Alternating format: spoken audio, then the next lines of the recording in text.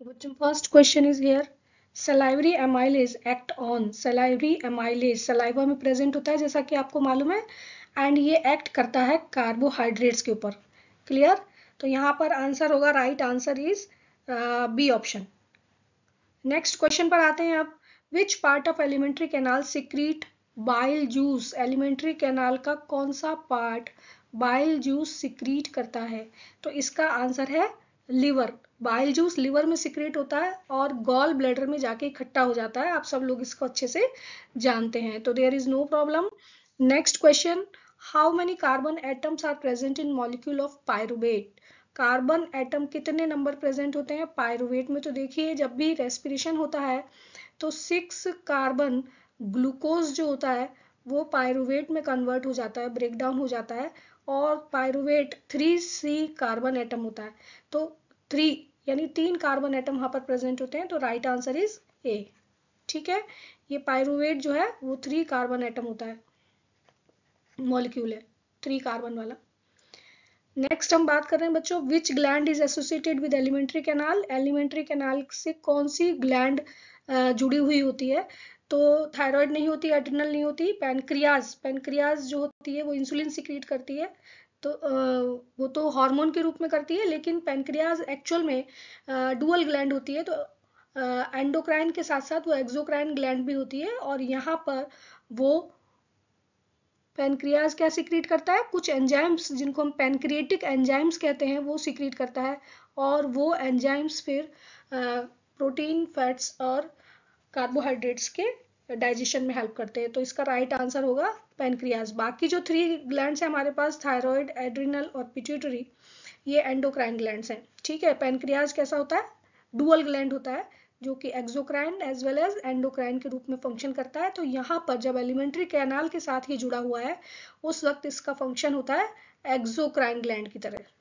ठीक है, और ये क्या सिक्रीट करता है? ये एंजाइम सिक्रीट करता है, बाकी सब हार्मोन सिक्रीट करते हैं. क्लियर.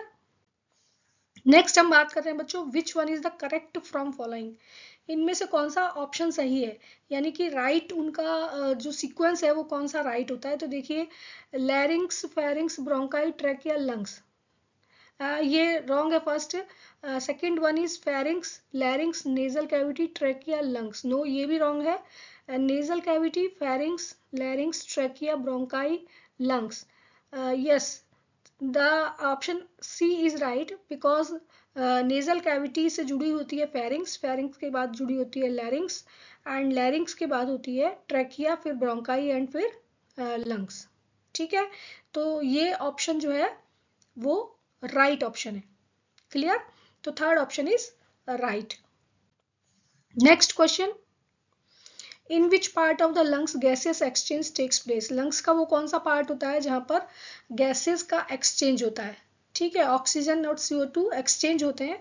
तो यहाँ पर देखिए, एल्वियोलाई, ये हम पढ़ चुके हैं. एल्वियोलाई जो होते हैं बैलून लाइक स्ट्रक्चर्स होते हैं, फ्लेक्सिबल नेचर के होते हैं. वहां पर बहुत सारी क्या प्रेजेंट होती हैं, आपको याद हो अगर हमने स्ट्रक्चर बनाया था बैलून लाइक, और ये इस तरह की जो स्ट्रक्चर होती है ये लंग्स के अंदर प्रेजेंट होते हैं, और ये कैसे हो जाते हैं? फूल जाते हैं जब इनके अंदर क्या आ जाती है? ऑक्सीजन एंटर हो जाती है. ठीक है, और ऑक्सीजन के साथ साथ जब ब्लड कैपिलरीज यहाँ पर CO2 लेके आती हैं तो फिर वो एक्सचेंज हो जाता है. ऑक्सीजन चली जाती है ब्लड कैपिलरीज के अंदर और CO2 चली जाती है इसके अंदर. इस तरह से गैसेस एक्सचेंज कहाँ पर कंप्लीट होता है? एल्वियोलाई के अंदर. क्लियर. नेक्स्ट क्वेश्चन की हम बात कर रहे हैं, which is an example of endoparasite. Endoparasite का एग्जाम्पल कौन सा होता है इनमें से?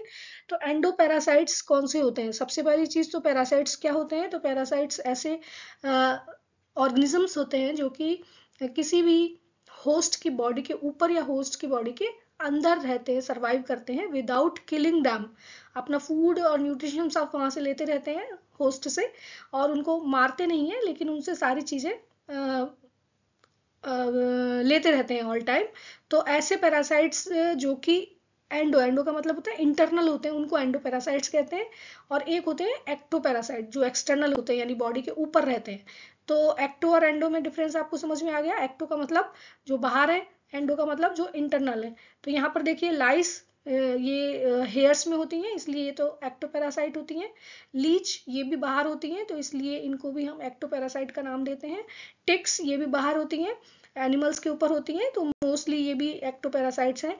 अब हमारे पास ऑप्शन सी लीवर फ्लूक, जो कि गाय और भैंस के लीवर में सर्वाइव करता है, तो इसलिए ये एंडोपैरासाइट का एग्जाम्पल है। Liver fluke is endoparasite. Next हम बात कर रहे हैं amoeba obtained its food by. Amoeba अपना फूड कैसे ऑब्टेन करता है? तो देखिए, अमीबा या कोई भी एनिमल जो अपना फूड ऑब्टेन करता है, उसके पास पर्टिकुलर डिफरेंट टाइप के ऑर्गन्स होते हैं जो कि फूड को कैच करने के लिए नेसेसरी होते हैं। तो यहाँ पर अगर हम बात करते हैं तो सीलिया नहीं होते हैं अमीबा के पास, फ्लैजिला भी नहीं होते हैं, माउथ भी नहीं होता है, तो उसका जो राइट ऑप्शन है सूडोपोडिया। तो अगर आप अमीबा का स्ट्रक्चर देखें तो मान लीजिए अमीबा है, और हमने जब उसका न्यूट्रिशन पढ़ा था अमीबा में न्यूट्रिशन, तो ये इस तरह की एक फिंगर लाइक प्रोजेक्शंस बनाता है अराउंड द फूड, और वो एक फूड वैक्यूल में कन्वर्ट हो जाता है। तो ये क्या जो स्ट्रक्चर होती है, ये क्या कहलाती है? ये कहलाती है सूडोपोडिया। क्लियर? तो pseudopodia are the false feet या फिंगर लाइक प्रोजेक्शंस हैं जो उसको कैच करने के लिए यूज किए जाते हैं। तो right option is D. The next question is where does villi present? ठीक है, कुछ लोग इसको विली बोलते हैं, कुछ विलाई बोलते हैं। तो विलाई कहाँ पर प्रेजेंट होते हैं? तो देखिए, जो आपकी वॉल ऑफ इंटेस्टाइन होती है, वहां पर इस तरह की स्ट्रक्चर्स प्रेजेंट होती हैं, और ये जो स्ट्रक्चर्स होती हैं इनको हम विलाई कहते हैं। ठीक है, internal wall of the small intestine. ठीक है, तो विलाई जो होते हैं उनका एक्चुअल में मेन फंक्शन क्या होता है? ये एब्जॉर्प्शन एरिया को इंक्रीज कर देते हैं और एब्जॉर्प्शन में हेल्प करते हैं डाइजेस्टेड फूड को। तो ये कहाँ प्रेजेंट होते हैं? एक्चुअल में स्मॉल इंटेस्टाइन में प्रेजेंट होते हैं। So next question is here blood cells which protect us from pathogens। ऐसी blood cells जो कि हमको पैथोजेंस या डिजीज कॉजिंग माइक्रोब्स से बचाती हैं। तो ये आप जूनियर क्लासेस में पढ़ चुके हैं। वाइट ब्लड सेल्स जो होती हैं आपकी बॉडी की, वो सोल्जर्स ऑफ द बॉडी कहलाती हैं। तो वो राइट आंसर यहाँ पर option number B. Next question blood vessels which carry blood from organs to heart. Organs से लेके हार्ट तक, देखिए दो तरह से ब्लड सप्लाई होता है, एक हार्ट टू ऑर्गन्स होता है, एक ऑर्गन्स टू हार्ट होता है। तो ऑर्गन्स टू हार्ट के लिए कौन सी ब्लड वेसल्स रेस्पॉन्सिबल होती हैं? तो ये आपको मालूम है कि हार्ट टू ऑर्गन्स जो ब्लड जाता है वो किसके थ्रू जाता है? आर्टरीज के थ्रू जाता है। और जो ऑर्गन्स से हार्ट तक आता है वो वेन्स के थ्रू आता है। तो यहां पर जो राइट आंसर होगा दैट इज वेन। ठीक है, नेक्स्ट क्वेश्चन की हम बात करते हैं process of transportation of food from leaves. Leaves से transportation of food, food every part of plant किस तरह से सप्लाई होता है? तो ये आप ट्रांसपोर्टेशन इन प्लांट्स में पढ़ चुके हैं, और वहां पर हमने पढ़ा था कि जो फूड मटेरियल है उसका जो ट्रांसपोर्टेशन होता है वो ट्रांसपोर्टेशन ट्रांसलोकेशन के नाम से जाना जाता है। वो एक टर्म होती है स्पेशल जिसमें उस ट्रांसपोर्टेशन को हम ट्रांसलोकेशन कहते हैं। ठीक है, तो ये आपको याद रखने वाला बात है। ट्रांसपिरेशन आप जानते ही हैं, evaporation of water from the surface of leaves. Transportation का मतलब तो सिंपल मतलब होता है कि movement of material from one place to another place, but यहाँ पर हम ट्रांसपोर्टेशन ऑफ फूड की बात कर रहे हैं। लीव्स से कहाँ तक जाता है वो every part of the plant, उस प्रोसेस के लिए जो एक पर्टिकुलर वर्ड यूज किया जाता है उसको हम कहते हैं ट्रांसलोकेशन। नेक्स्ट हम बात कर रहे हैं इन प्लांट्स। प्लांट्स के अंदर transportation of mineral and water. Mineral and water के ट्रांसपोर्टेशन के लिए कौन रेस्पॉन्सिबल होता है? ठीक है, किसके थ्रू किया जाता है मिनरल एंड वाटर का ट्रांसपोर्टेशन? तो प्लांट्स में जब हम ट्रांसपोर्टेशन पढ़ते हैं तो उसमें दो टिश्यूज काम आते हैं, और वो टिश्यूज जो हैं उनको हम क्या कहते हैं? Xylem and phloem. इसमें से भी xylem is responsible for mineral plus water के लिए, और phloem is responsible for food from leaves. ये अभी हमने पिछले क्वेश्चन में पढ़ा था।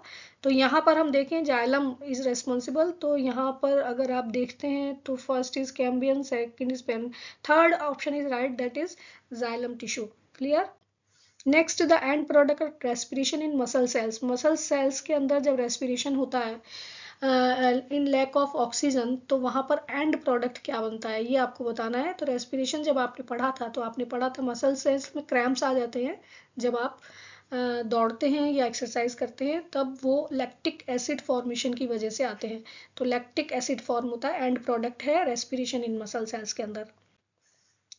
यहाँ बात कर रहे हैं हम excretory products in humans. Human के अंदर जो एक्सक्रीटरी प्रोडक्ट होता है वो यूरिया के रूप में होता है। डिफरेंट एनिमल्स के बारे में हमने पढ़ा था कि different animals different type of nitrogenous waste को एक्सक्रीट आउट करते हैं। उनमें से अमोनिया को एक्सक्रीट करने वाले जो ऑर्गेनिजम्स हैं वो अमोनोटैलिक कहलाते हैं। यूरिक एसिड जो जिनके अंदर आउट होता है उसको हम कहते हैं यूरिकोटैलिक। और इसी तरह से यूरिया इन ह्यूमंस में एक्सक्रीटरी प्रोडक्ट है जिसको बाहर निकाला जाता है, इसलिए ह्यूमंस जो होते हैं वो यूरियोटैलिक की कैटेगरी में आते हैं। So that's all for this video. और यहाँ पर हमने 15 क्वेश्चन डिस्कस किए हैं जो कि रिलेटेड है लाइफ प्रोसेसेस से।